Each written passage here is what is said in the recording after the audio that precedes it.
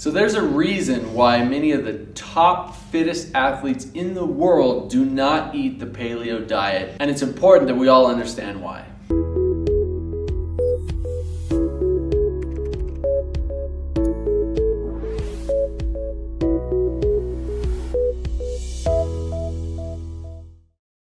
Hey, I'm Nathan Crane. I'm Derek Crane. And we're the co-founders of Crane Factor, where we bring you programs, products, and inspiration on healthy living, fitness training, and creating an amazing life. And I heard somebody who overheard one of the games, CrossFit Games athlete dinners, where Dave Castro asked everyone and said, hey, raise your hand if you're on the paleo diet.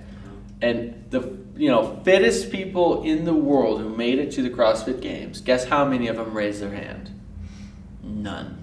That's right, not a single one of them raised their hand. Now, I wasn't there to confirm this in person, but I heard it from somebody who was. And so, the interesting thing to think about is, why is paleo such a big thing right now, especially for CrossFit athletes, and yet the fittest of them all who make it to the games don't even eat the paleo diet? Well, we're going to share with you more of the science and data and research behind that reason, because the paleo diet is not good for the human body for a number of reasons, especially if you want to perform at your highest level, right? So true. And one of the things that paleo does is it takes away a source of fuel that can sustain you for longer periods of time. That source of fuel would be complex carbohydrates. Right. Saying not to take it, and yet the body utilizes that as fuel to restore glycogen levels and be able to perform at a high level through intensity. Exactly. So if you don't know, paleo diet, there's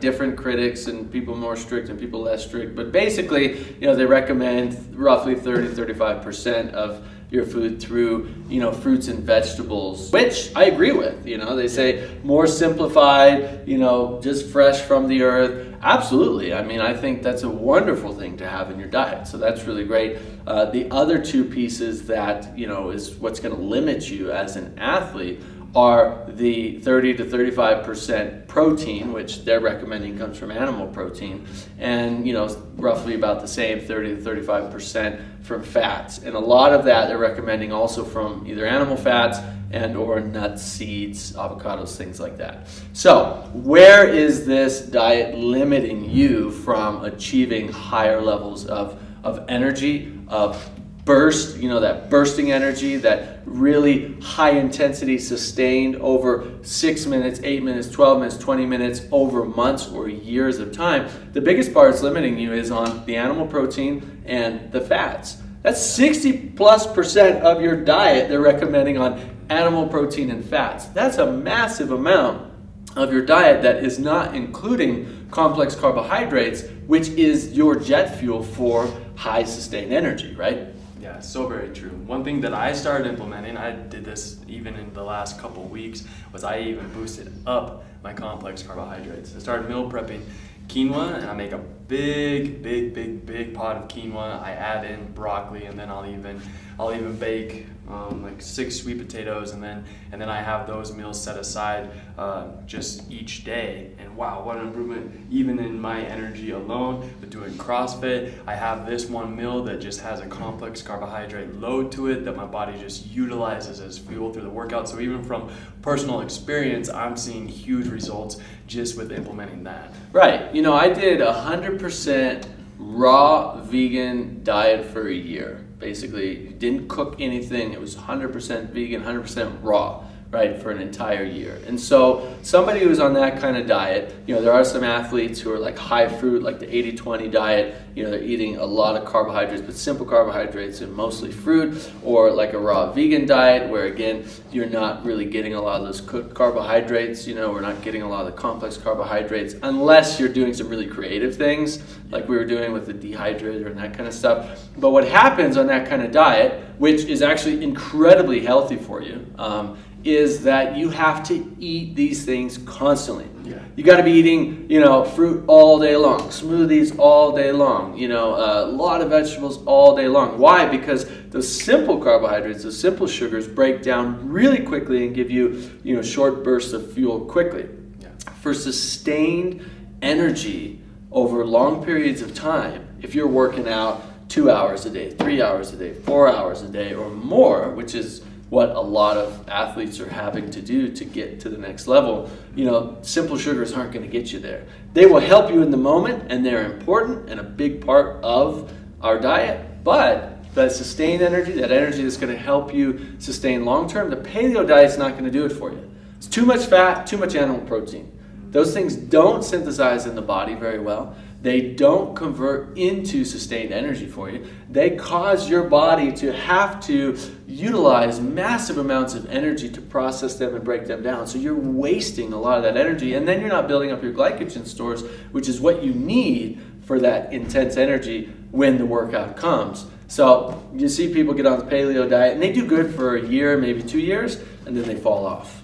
They fall off from the face of the earth in athletics, and this is the reason why. This is the reason why the top CrossFit athletes don't do the paleo diet. And one kind of final story I'll share with you. I was watching a video from Katrin David's daughter, the crowned the fittest woman on earth. She was deathly afraid of carbohydrates. Brown rice, beans, quinoa, these kinds of things, right? She thought they'd make her fat. She had this conditioning from wrong information that you shouldn't eat these carbohydrates. Guess what? She wasn't the fittest person on the earth then.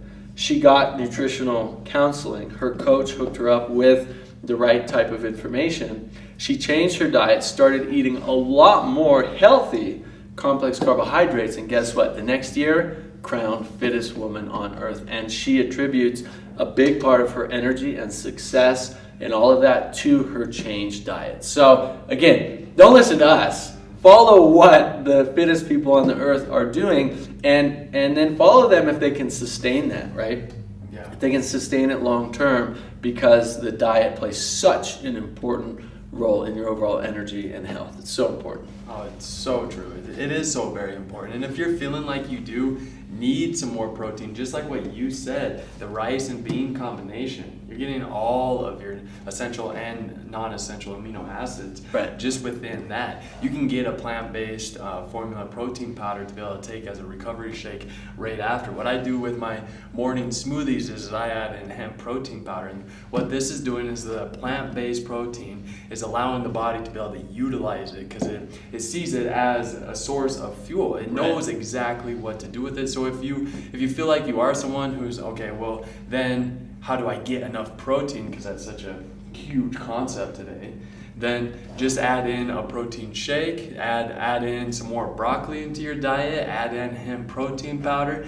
Main thing is try to get away from those high fats from animal protein. Try to get away from the animal protein in general. Start transitioning over to more complex carbohydrates, especially if you're doing intense workouts like CrossFit, and you will see an improvement. You will see your energy levels rise, and that in and of itself is confirmation. Just as you said, don't listen to us. Try it, experiment with it, and see how your energy levels are. And make sure you are getting that 30 to 40% of your diet fresh fruits and vegetables too, because that's key. That's where you're going to get a lot of your minerals, your vitamins, your phytonutrients. That is so important. Don't think we're discrediting that at all. Really make sure you're implementing that into your diet. But I've been on a 100% plant-based diet for somewhere around 7 years now. I haven't had animal protein in my system for like 7 years, and guess what? I have more energy and feel healthier now than I ever have been in my entire life. I don't even think about protein, and without trying to get protein from a plant-based diet, I get over 60 to 70 grams of protein a day.